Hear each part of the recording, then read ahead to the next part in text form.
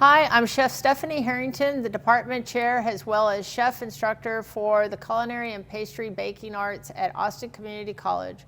Today we are here in the new ACC Culinary Arts Restaurant, Eatery 73 at the ACC Highland campus. I'm very excited to welcome a James Beard award-winning Chef Iliana de la Vega. Originally from Mexico City, Chef de la Vega has won worldwide acclaim for her restaurant and cooking school in Oaxaca, El Naranjo, which has featured in numerous newspapers and magazines such as the New York Times and Bon Appetit. She is the 2019 James Beard Award semi-finalist for Best Chef Southwest, a 2020 James Beard Award semi-finalist for Best Chef Texas, and 2022 James Beard Award winner for Best Chef Texas. Welcome to the show, Chef. Thank you for coming in and spending some time with us today. Thank you, my pleasure. Great. So let's start from the beginning. What got you started in cooking and into this business? I guess a big question. Yeah, right? It's like too broad. Why it started me? I guess I grew up, around food. My mother was an excellent cook. My father loved to, it's like the cliche story, right? My father loved to go and eat outside, everywhere, besides eating good food at home. So we travel for food. It doesn't matter where we're going, to a hole in the wall, to a fancy place. Mm-hmm. So we travel for that, over the weekends. Sometimes my father had a whim for having certain gordita from Veracruz or you name it. So we drove in the evening and then we have it for breakfast, the kind of those things. So it was always like that magic that happened behind, in the kitchen, behind what you see. And I always, inspire me for doing something. And, eating good food at home, and also my mother was a great cook. So a little bit of everything like that. So can you tell us a little bit about that region as far as what the typical, meal would be, like the ingredients you would be using? Because you said it's more regional. So when you go to different regions, what changes within the region? Is the cooking technique, or is it ingredients? Or? Well, as everything, you create a cuisine with the things you get around you. Mm-hmm. So mostly they are ingredients, number one thing. Techniques, they're basically the same. In some areas is more frying. In other areas is more dry roasting or toasting, I will say. Like you use a comal, and then comal is a griddle, mm-hmm. a flat griddle, and made out of clay originally. Now they're metal or whatever other material is used for making them. But you roast your tomatoes, you roast your chiles, you roast all those things, and then you cook with it. In other areas, it's more prevalent the use of fat, like oils. It could be olive oil, it could be lard or other things. So it depends on the region of Mexico where you are. If you are close to the coast, obviously it will be more fish. If you are up in the mountains, it will be more pork or beef or other things. Ingredients, like corn. We have corn, which is the staple in Mexico. We have corn that grows in high altitude and corn that grows by sea level. Each microregion for that, it will create a different style of corn, a different type of corn, flavor profile, and also texture and different things. So it's like varieties change. And yes, so the same with chiles. Uh-huh. Exactly. It's like like the terroir, if you want to put it in a French term, mm-hmm. is the terroir for the ingredients. So, and that definitely marks the difference between one region to another one. Chiles that only grow in Oaxaca, chiles that only grow in Veracruz, or such mm-hmm. things. So you gather the ingredients that are around you and you create a cuisine, right? So when you were young and everything, what made you, gave you the spark, this is what I want to do for my future. This is what I want to do for the rest of my life. I want to be a chef. I want to be in this business. Okay, that wasn't like that. Okay, yeah. So I started studying. I studied 6 different careers, never finished one, but if I put it together, I will have maybe 2 in total.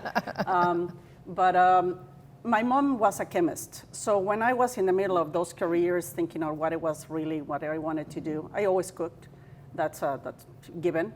But I talked to my mom, and my dad already passed away, and I was like, I wanted to study cooking. My mom was a chemist, so for her it was like going back. Mm-hmm. It's not the time right now that chefs or cooks were not fancy. They were not, in the top of the careers that people want to do. So it's like, no, I said like, no way. I mean, no, my daughter needs to be out of the kitchen, you know. So she didn't, you know, support that part. So I keep trying different careers again, and nothing happened like that. And I started just by chance, I guess, start teaching actually. That's how I started. I always liked to cook, so I invited my friends over to my kitchen, you know, and cook for them, you know, to my house and cook for them, you know, and make parties and things like that. So once I had a friend that was getting married, I was already married, and she said, like, why don't you teach me how to cook? It's like, I had no idea how to teach you. Well, whatever you know more than what I know. Is like, oh, that doesn't help anyone, not you, not me, right? So, but that's how I started. So I had to study. There was no internet by now, you know, like, I'm talking ages ago, right? Yeah, I hear you, I understand. You have to study, really study, practice. So I was in the middle of the night practicing things to be able to teach. So I learned a lot, you know, by teaching I learned a lot. And I started teaching, and I ended up, you know, by 5 years teaching with 6 groups, you know, small groups of 5, 6 people, 7 people, the most, when we moved to Oaxaca, finally. And we decided to open a restaurant. Why not? So flip the coin, my husband and I, and open a restaurant with zero experience, nothing at all. Oh, that's and brave. That's how we started. So it was not exactly the path that people like to follow, and not suggested, honestly. It's a harder work. It pays off anyway. Yeah, so, but you made it, obviously. You're doing awesome. Thank you. It's amazing what you've accomplished. So as far as with your childhood and your family and everything, you said you were starting to get into teaching, and then you kind of got, like, I guess, the bug of teaching to people. Is this in your house, or were you going to their house and like teaching within their home? No, it was in my house. It was always in my house because I had everything I needed. But it was in this format. Somebody brought the ingredients for each class. I gave them a list of the ingredients. We cook at home. We taste it, and then the person who brought the ingredients take it back home and prepare, you know, serve the meal in their homes. So that was kind of the format. It was, I mean, it was a small thing. It was not a big school or anything. So that was my first teaching experience, if you will. And then moved to Oaxaca, opened the restaurant, and opened a cooking school, but dedicated to Mexican cuisine.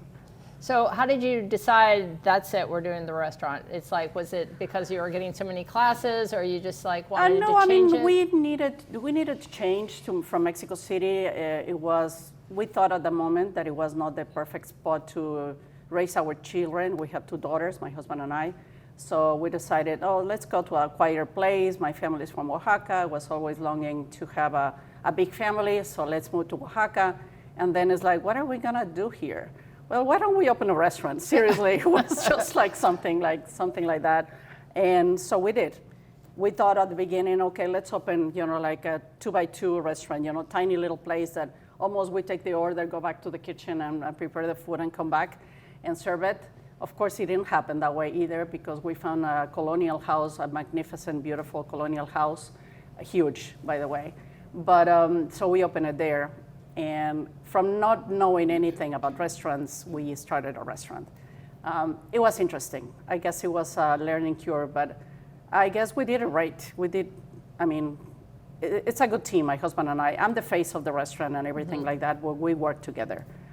He's more in the numbers and the intellectual part of many things, and I'm more in the hands-on and people person. He's not a people person, definitely. I think I read he's an architect? Yes, he's an architect by profession, that's right. So we did a good combination of, I guess, qualities or talents or skills or whatever you want to call them, and we put it into action. So this house was a great environment for the restaurant. It was a beautiful courtyard, what we had for the restaurant, and also a place to raise the kids. So because it was so long and large enough, the house, that we can have the girls and even a dog in the house, and it was not even bothering the restaurant. So great. Well, we're going to stop right there and take a quick break. Absolutely. And be back with Chef Iliana and keep learning more about her. Things you can't control. Spoiled milk. Car problems. Marathon routes. Late buses. Puddles. Monster attacks. Bad dates. With spoiled milk. Things you can control. Your future with ACC's flexible classes and low to free tuition. Start your journey at the #1 transfer school in Texas today.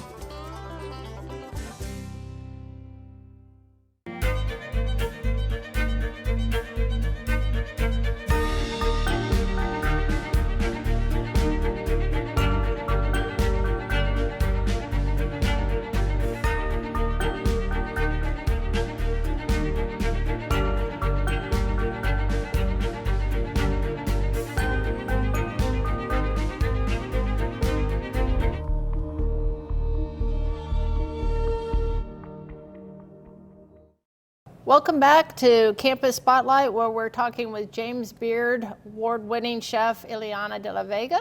So thank you for joining us once again. So I wanted to talk a little bit more about your business and how it progressed from you got into this huge house and then off you went. And so what, did you have any people that you could help on the business side, or did you have that, or how did you structure this? How did you get it going? My husband is the business person, so he was onto that. We both cook, it's not that we went to study cooking. Sorry guys, but we didn't. Not necessarily advisable, that we will get there later. But we both cook, so we decided to just open the restaurant and put into action all the things we like to eat. So we put it in the menu and start from there. And things change and you move the things here and there, from the menus because things don't work, some things are very popular, and you learn that your audience, how is it your guests, what they like. And so that what happened. So we had the restaurant in Oaxaca for 10 years. Oh, wow. It was extremely successful. We were doing great. And then things happened, so we're here. And then, so that's why I gotta ask, why Austin? Why Austin? Why Austin, Texas? We were having our great life in Mexico, in Oaxaca, it's my country of origin. So I was very happy, we were very happy. My girls were growing, and we had a very successful business. And then it was a social turmoil in Oaxaca, so the economy collapsed. And we went from being very, successful with the restaurant to have nothing because there were no tourism. I guess revolutionary tourism is still not in fashion, and it wasn't by then. So we were like, okay, now what? With nothing in the hands, because we lost everything through the time that we wanted to keep open, but there was no way to do it. We didn't see that coming, obviously. So we were invited to come to the States. And as we lost everything, there was no option really to start all over where we didn't have savings. We put everything into that to, keep the staff and everybody with the money. Imagine the pandemic, but it was not the pandemic. So more or less like the same thing. And so we came to the States, first to New Mexico, and the things didn't work over there. So we found ourselves, 4 of us and 3 dogs, by the way. It was not a 1 dog, but 3 dogs by then. With papers to work, we had a green card already after a few months, but we didn't have any work. So I got 2 things at the same time. We were moving to Austin because a dear friend of ours that I'm so grateful to the day and forever, my friend David, invited us here. It's like, why don't you come to Austin? It's like, we have nothing. And we are 4 and 3 dogs. It's like, no, don't worry, come over to Austin, very generous. It's a dog town. Yes, a dog town, exactly. So come over. So we moved to Austin. At the same time, I got contacted by the Culinary Institute of America, and they offered me a job and to open the campus. I was the first instructor hired by that campus as the CIA before it had a different name, but as the CIA was the first one. And this is the San Antonio location. Yes. Mm-hmm. And as to open the program of Latin American Studies. So I got my interviews, I got the whole thing going, and I started working in San Antonio without thinking really. I knew in the map, that it was, close San Antonio to Austin, but I never figured out the time really to drive. Or if you hit that traffic at the wrong time, yes. So, anyway, I did it for 5 years. So at that time, you hadn't started your restaurant here? No. So how did that come about? So you were at CIA and teaching for them, but there was always that wanting to get your restaurant? It was more research what I was doing for them. I teach, yes, but mostly I did teach certain type of classes, for professionals or enthusiasts, as they call them. Mm-hmm. And then I was creating the program for Latin American Studies that then we launched it. So that's when I was really teaching. But we were always with the dream of opening a restaurant. So the opportunity came up in 2010, and we opened a truck. So we had a truck. Meanwhile, we get the permits to open the restaurant. Same location in the south, downtown Austin. And eventually we opened the restaurant in 2012. So at the beginning, it was more my husband who was in charge of the restaurant, but I mentioned that he's also a cook. So we were doing that, with my recipes and his recipes and everything together to open the restaurant. Meanwhile, I was still working at the CIA. So I don't think at that time there was that many trucks, not like what we have today, and trailers, and the way that food scene has gone. It was the very beginning. By 2020, I think it was the very beginning. I think the trend of the trailers and trucks and all that started maybe 2009, 2008, and we opened in 2010. So it was the very beginning. It was interesting. I mean, it's not something that, not at my age, I will do it again. It's too much work. It's the same work as working in a restaurant. It's not less work, and the money is less. So that's the only thing. I mean, if that's what you can do, then do it. And if you're gonna run it, if you're gonna run it as a business and hire people, I don't think the math worked there. Yeah. Honestly, just a solo or a two people job, you know.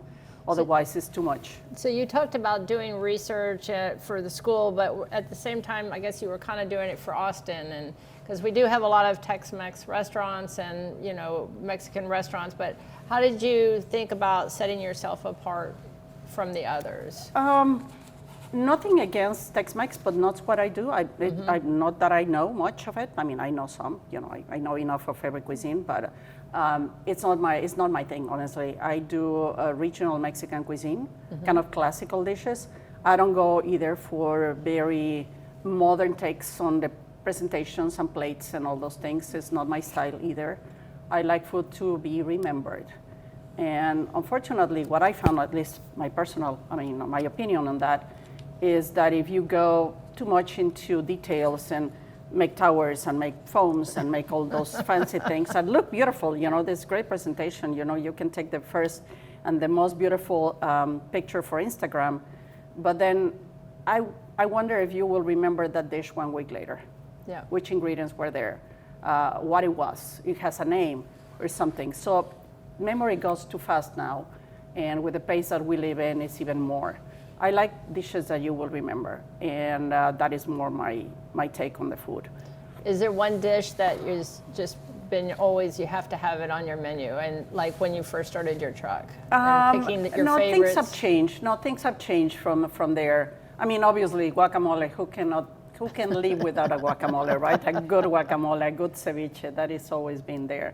But no, we had a more simple menu when we had the trailer, we had the truck, and then it gets into more complicated when we are brick and mortar. Dishes that we have always been named for is our moles, for example. But it took me at least 3 years being in the restaurant, not in the truck, but in the restaurant, to have the black mole from Oaxaca, for example, because I knew when I will put it in the menu, it takes 3 days to make. So when I put it on the menu, it won't never go away.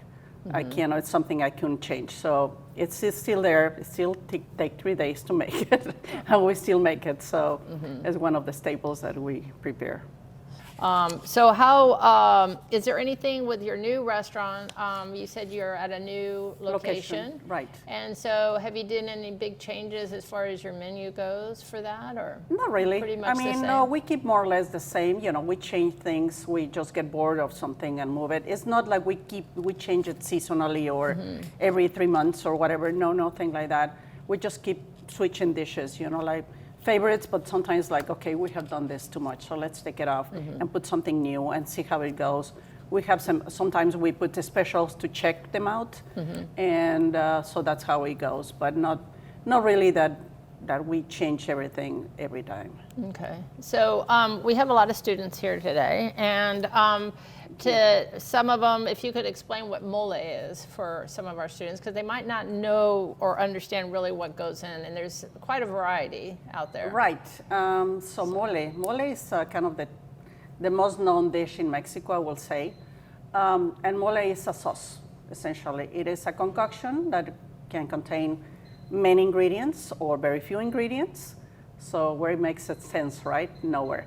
Guacamole is a sauce of avocados, if you put that connection, guac from avocados, guac, avocado, and then mole. But it's a sauce, essentially, and different ingredients. What I found is, in general, the moles have 3 components, 3 different major components. One, it will be vegetables, like tomatoes, tomatillos, onion, garlic, plantains, it depends on the mole. Then it will have spices like black pepper or cloves or oregano, spices and herbs, all those things there. And then we have another one that it doesn't get into any sauce, and it's a thickener. There is always a thickener in a mole. So it can be breadcrumbs or bread, it could be tortillas, it can be pumpkin seeds or sesame seeds or any of those. So if you put those three together, more or less in those three components, you will make a mole. Well, we're going to take another quick break, and we'll be back with Chef Iliana in a few minutes. Thank you.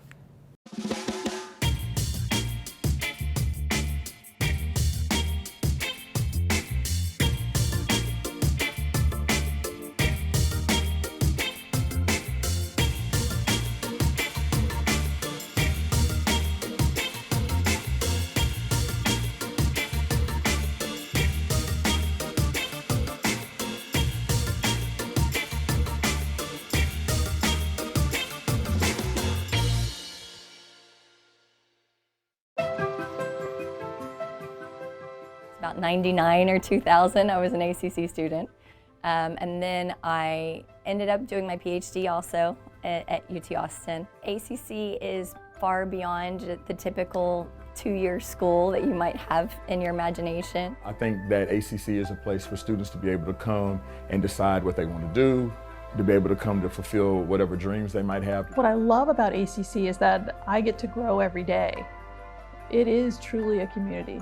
And I think that there are professors and there are staff members and people who work at that school that are willing to guide and help students to be able to achieve whatever it is in this life they want to do. When I'm giving a lecture and I see a face light up because they discovered something that they hadn't discovered before. I'm reading an essay. I've been grading recently, and you read an essay where the student is making connections that I didn't make. It's why I'm in this job. Those moments are the moments that make this just beyond a joy. It's rewarding, it's meaningful. I mean, I think sometimes when we say Austin Community College, we're not thinking about the nature of community, but every classroom is its own community in this larger community of the college. We're much more than just get a few classes and transfer somewhere else. That ACC can really craft a whole career for you, that can inspire you to shift your career into something else, that can really carry you through lifelong learning. There's so many majors, there's so many different programs that are here, that are available to people, and it's affordable too. That's really important. Whether it's they want to go on and pursue a 4-year degree, or whether they want to pursue a certificate and go straight into the workforce, I think this place is just completely viable to make that happen for them.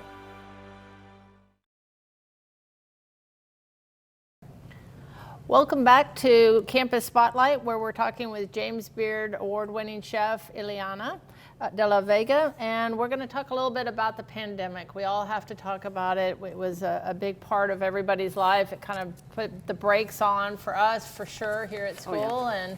And I can't imagine our industry definitely got hit hard from it. So how did you handle the pandemic when that happened? Wow. It was a surprise for all of us. It was a surprise for everybody.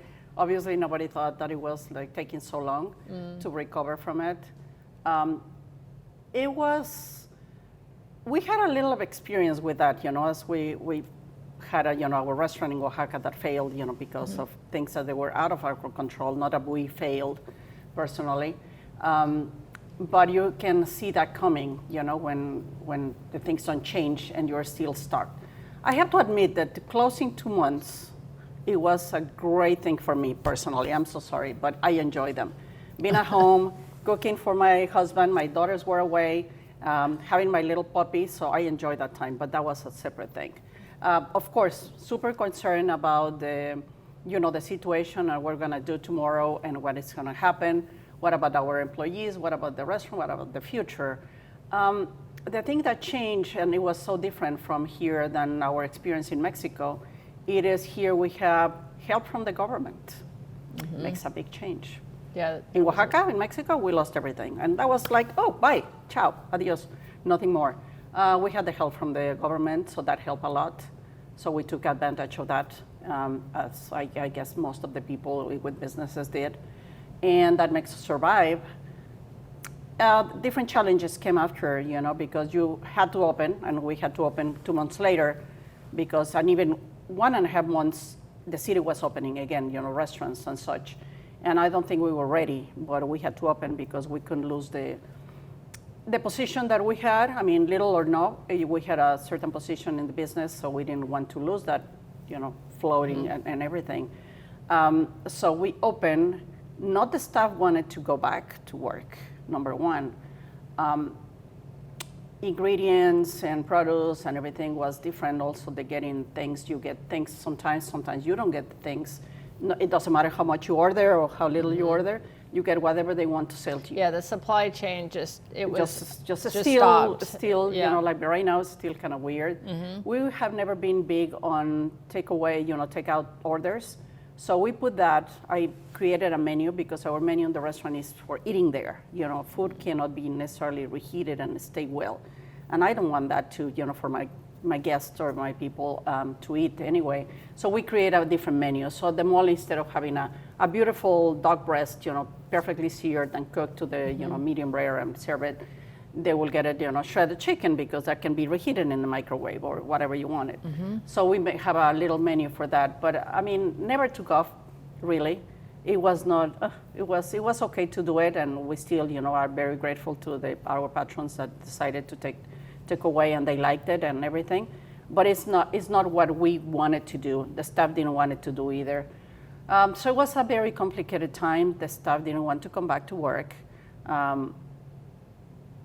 Because many reasons. I mean, many people were afraid of getting sick. Many others, they have the money from the government, so they didn't want to go back to work.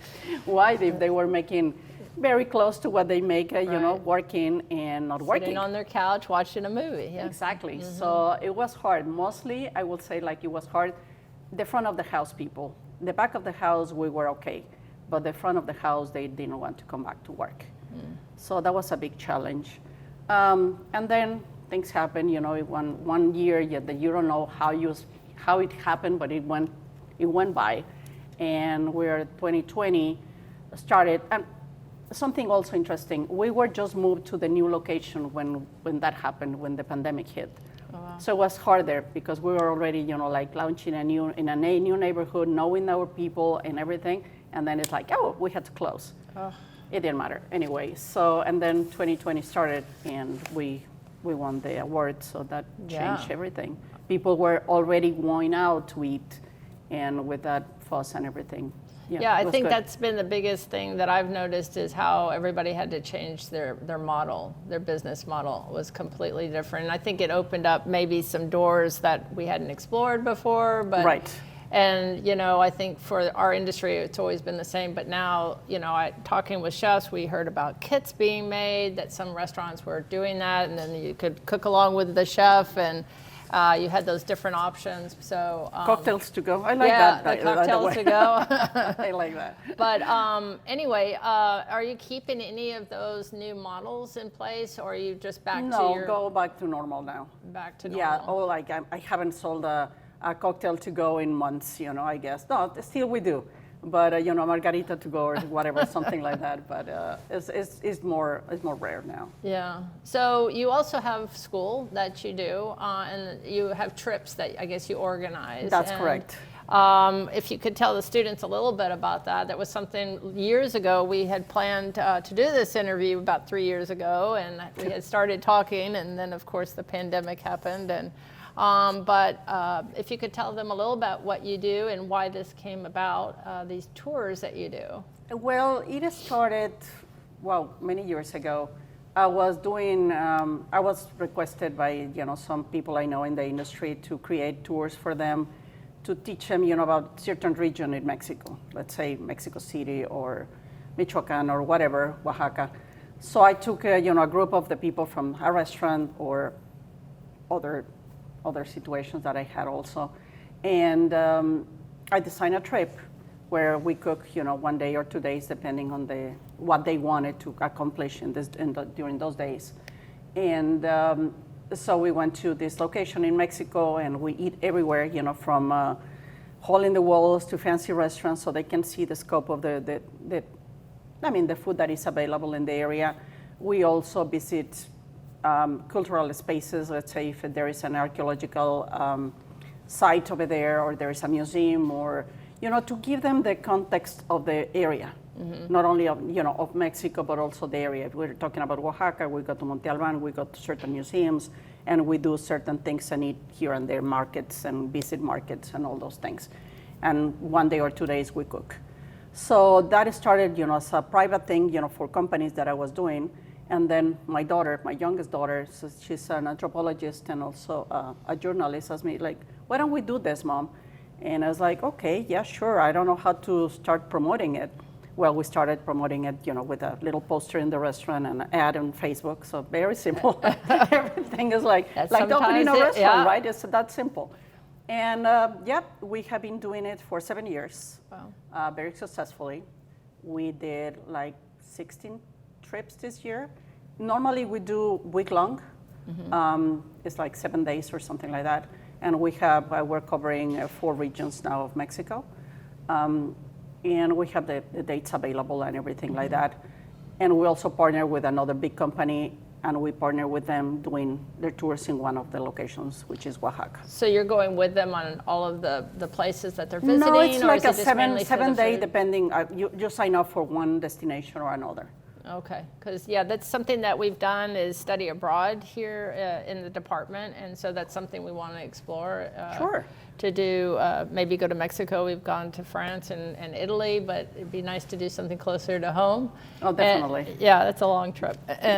Sometimes I wonder what, it's interesting. Some people, and I found that interesting, and I will interject in here, because I know that people know more in the United States, know more about South Asian food or French food than actually Mexican, and we're so close.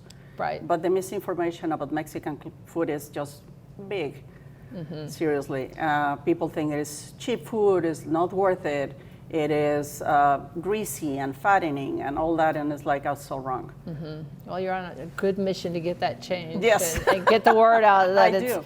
Well, and I think that's important. We do have a big mix of students here, and as I was telling you a little bit ago, we have a lot of Mexican students, and some of the things that they talk about, and it's just amazing what they're saying. My grandmother, and it always goes back to family. It's not necessarily just at a restaurant that they went to and experienced, but it's like what they learned from family. And so I think that's a little bit what it was for you too. It's correct. Always pulling from your heritage, I think. Yes, that's correct. And you just kind of so you have to pay it forward. And I think that's what you're doing. Is there any new things coming in the future for you? Or now that you're the James Beard winner, and that's such a great honor. Yes, it is. Well definitely. deserved. Thank you. Thank you. No, I mean, I just keep doing what I do, the challenge right now, it's a little bit more, because before you can do anything, right? Not doing anything, But nobody's like judging you that much. Now I'm just like, I feel like I'm under, my microscope, oh my goodness, or whatever, And things that the people ask me, which I found very interesting. A lot of people know about the James Beard Awards, but they don't know why they give it to you, or why, how that happened. And I think that is something important if we can have 2 minutes to talk about it. Yeah, how did that happen for you? Yeah, it's because a lot of times I'm asked, what it was the dish that make you winner? And it's not a dish. I didn't present anything. I didn't name myself to them to say like, okay, check my food or check this dish or nothing. Nothing like that happens. I guess by now it's even a little bit more open than it was before.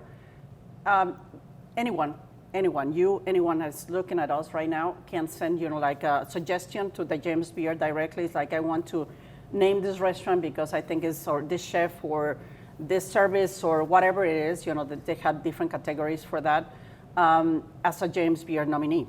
And they go into, I guess, like they get narrowed.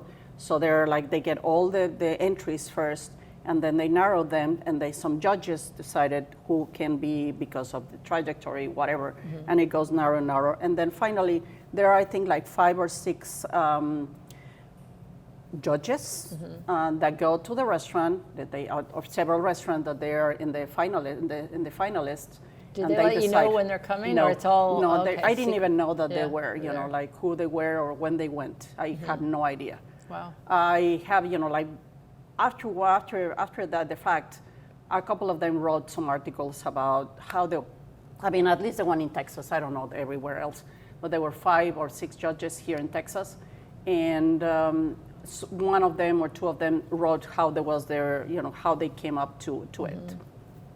And So it was interesting. So how did you get told? Did it just like phone call, or is it like, oh, by the way, you got this in the mail? No, I got neither one. First you get the, like the day they come up with the semifinalists, and it's like, oh my God, that's awesome. So what's the third one for us? I was like, great, okay, perfect. Then it comes the finalists when they announce the finalists. So again, oh, great, because we were one step above the 2 previous times. And then by then they ask you, they invite you to go to the ceremony. In this year was in Chicago, and it's like, okay, let's go. I said, my husband, why don't we go? We have a weekend that we haven't, or like just go and see what it is like. Everybody talks about it, but we had no idea. We didn't grow up here. We are not Americans, so we went to see what it was like. And I had a friend that asked me a week earlier, it's like, do you have your speech ready? I was like, no. You should have one. It's like, no, I don't want to be embarrassed with myself. I've been writing something and then never, what will I do with that? I will feel like very full. So no way, I won't do it. So when my name was called, I was thinking about my friend. Oh, wow. He was right. I should have write something, but I didn't. But anyway, so I was called, and we were like the 5. I guess there were 5 finalists, and I was called the winner. So wow, very, very emotional, obviously. Well, we're going to take another quick break, and we'll be back with Chef Iliana in a few minutes. Thank you.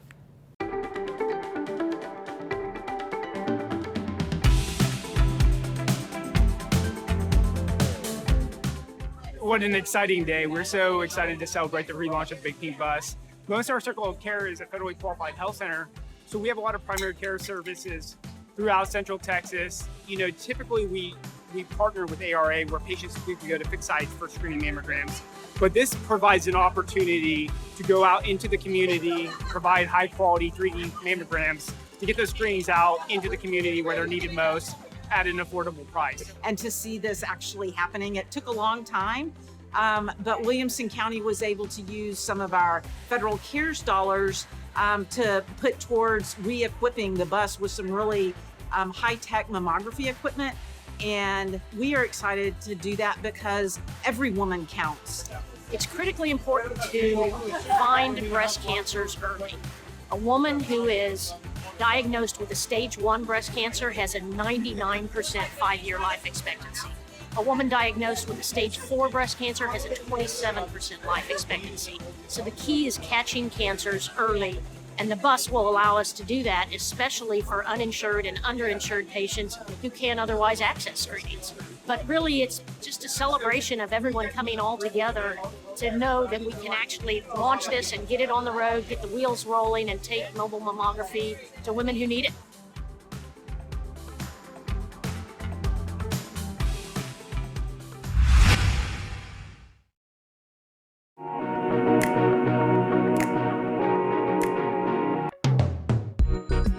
We have 8 dogs and we have 2 cats.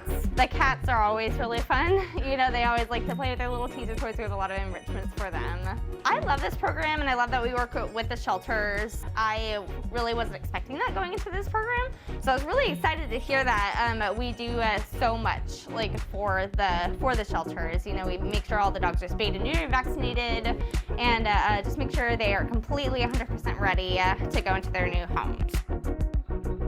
A lot of them are actually really nice, and they get a lot of contact with people, and while being here they get more exposure to being at the vet and more hands-on than they would at the shelter.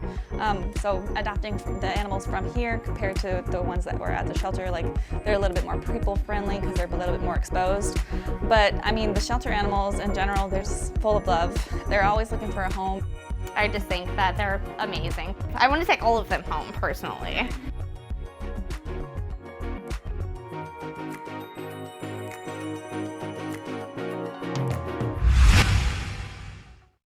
Welcome back to Campus Spotlight.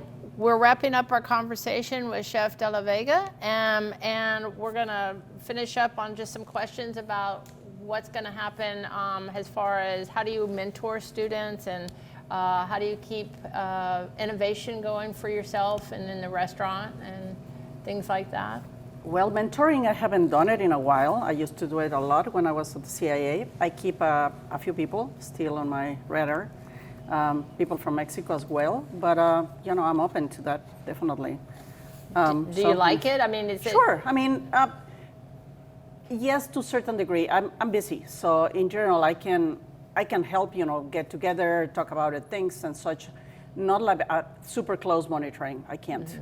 But in general, yes, I can do it, and I like it. I like it. It keeps me fresh, talking to young people. So does that help for your innovation? I know it does for me. I learn from the students all the time. Like, yes, and I mean, innovation, it will be, I don't know how much I know about what I know, but yes.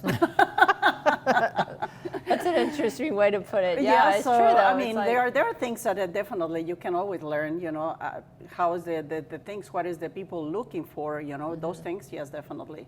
But I can guide them in many other ways, and not necessarily only Mexican food, but other cuisines as well. I think I know a little, not much, but a little, yes, I do. Innovation, it keeps me fresh. I keep reading a lot, and also the travels help me, you know, to, not that I will copy anything that I go, because I'm very, as I said, you know, what I do is what they used to do more in Mexico, not what the new chefs are doing right now.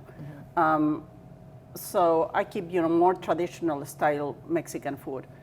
The chefs in Mexico right now are like super fancy, putting, what I like to say, it is that everywhere in the world it seems like is the new American with a touch of something, right? New American because you grab the ingredients that you get around or whatever, put it together. It can be from, you know, Mexican with Thailand, or it can be Japanese Mexican, or it can be French and Japanese or something. And they put ingredients from here and there and put it together in a dish. Kind of like a fusion that they're trying to do. Yeah, but it's like the new American, every new American restaurant, and then you see, oh, it's French. You go to that French restaurant, it's like, I didn't find any French there. You just, you know, spots here and there, but not a French restaurant, you know. And still in France, they're French restaurants, and they are very proud of being serving French food. That's what I like, you know, mostly. So, I mean, I gather ideas and everything, but it's more looking into things. What also gives me kind of in the innovation part is my older daughter is working with us now in the restaurant. She's a graduate, she's a chef. She studied, I didn't. Oh. And which is great, by the way. And she's my chef de cuisine. She is like always challenge me with new ideas. You know, what if we do this? What if we do that? What if I change this way? And it's like, yeah, I mean, she's good, so she's good to let her doing things, you know. And sometimes it's like, why don't we do this? And she's like, that dish will be great if we do it this way. It's like, sure, let's try that. So, yeah. So you're getting innovation from your daughter. From my daughter, right. So do you have any advice? You talked about your daughter went to school, and here we're with students going to school for culinary. Is there any advice you would give to them from what you've learned in this industry? I mean, I took the hardest way of getting into what I am right now, I think. It's not easy to go to school, definitely not. No, it has never been. I mean, it's expensive and everything. It gives you a lot of tools. Otherwise, it's very complicated to learn on your own. But there is something that the school doesn't give you. So if you don't have it, that will be very difficult, and I'm sorry to say, but if you don't have the good taste, you don't know anything about food, you know, like how it works, you know, like that. Do you call it passion? Passion, and that love for the food, and it's, you know, that, and the flavors, you know, that one, the school won't teach you that. It can't. I mean, no matter how good you are, how good I was when I had in the students, you can't teach that. There is something that it has to be in your nature to be able to do it. But all the tools, all the steps, the ways to do the things, yeah, that definitely, it's a great thing from the school. I always say you got to educate your palate. You got to taste everything. Even if you know you don't like it or you've had it a bad way, just taste it again. It might be better this new way or something. Right. And so I think that's a huge point that you make for students and going forward. Can you tell us a little bit more about what you've got coming up? You have a new location. You did it. You got it open through the pandemic, and we survived it. You survived, and you made it happen. How did you find the location? I mean, how do you go about, just to kind of give them a little bit of an idea of how do you go, okay, we're going to move, but we don't know where. So how do you kind of determine all of those factors? Well, we were ready to retire when we were asked 85% increase on rent. It was like, no way, we're retiring. And I was like, okay, sure, and we're on that age that it's doable. And we were offered this location that it was a just closing location. That was a previous restaurant. And I was like, no, let's just forget about it. I'm done. I'm good with what I'm doing. I consult with universities and things. So let's just keep it that way. And my husband, well, I already said that we're going to check this location. So we went. It was like, okay, if everything goes in place, credits from the bank, the landlord take us in and such, we will open. So we are very creative, I have to tell you. That's good. That's part of this business. We signed the contract, got the keys on August 30th or 31st. No, there is no 31st, right? 30th. And we opened September 15th. Oh my goodness. We have 15 days to make it happen. Decorated, arranged. We already had, silverware and all the china and everything was already in place. But how to make it from a Spanish place into Mexican-looking place? Well, that was our job in 15 days to make it happen. So that's what we did. And that was during that was before the pandemic. That was September okay, 2019. Right. So you were able to get things in, and then the pandemic happened. And then the pandemic, we were just like starting getting there. People were coming, like the former customers from our other location is like, oh, we just figured it out where you were, and we were coming. And then everybody's like, stop coming. So. Yeah, I guess in our career, I would say like the most important thing is to reinvent yourself, or in every career, not only in this one. But if things don't work, let's just quickly. In the first location we had, and I think this is a good advice for your students and everyone else. Where we were on Rainy Street here in town, and it was nothing when we got there, nothing, absolutely. You still were parking on the streets, and there was nothing. So we were from that to getting tons of bars, always in construction, so nowhere to park, nowhere to do anything, and then loads and loads of people coming in basically for the bars. So we had to keep changing the menu accordingly to the demographics that they were coming. So it's like, it doesn't matter how much I wanted to stick with my ideas and my dishes that I love so much, I have to change them. Not change them to taste for them, but finding recipes, finding dishes that they will please the people, that the crowds that were coming. And we were super busy all the time. But yeah, nobody necessarily, and I still had to keep my mole negro in my menu, but I had to have more tacos because it was like more the people that were coming. Right, they're all walking around. Exactly, and so we had to have, different dishes for them. So, I mean, you just have to be adaptable, I guess. I guess you kind of had to pull back when you were doing your truck, but we had to make more money because we were paying a big rent. Yeah, that's become a hot spot. Exactly. I'm happy I'm not there. Sorry, but I'm very happy I'm not there. Yeah. Is there any other good advice you could get? It sounds like your daughter got the bug for cooking, and she went to school and is keeping up with it. And so any advice for the students as far as moving forward once you get out of school? Like your daughter got out of school and she said, I wanted to come and work with you. What could you tell to them as far as they're going to be finishing? How do they make their next step? How would you kind of... Well, I guess the first notion that you have to have, even you have all the skills, that you were taught by the school, you're still not a chef. Sorry, it's guys. Okay, I say it too all the time. You're not a chef. You had to get the recognition. You have to really earn the jacket. So it will take a while for anyone. But if you have the passion, and again, celebrity chefs, they're just a few. Don't put your dreams into that either. And start walking before you want to run. You know, that is always the kind of the nightmare I experienced when I was teaching and everything. People is like, why don't we do foams? And why don't we do this? You know, like, you don't even know how to cook and you still want to do foams. You know, like, stick to the basics and then grow from there. But you have to grow from the things.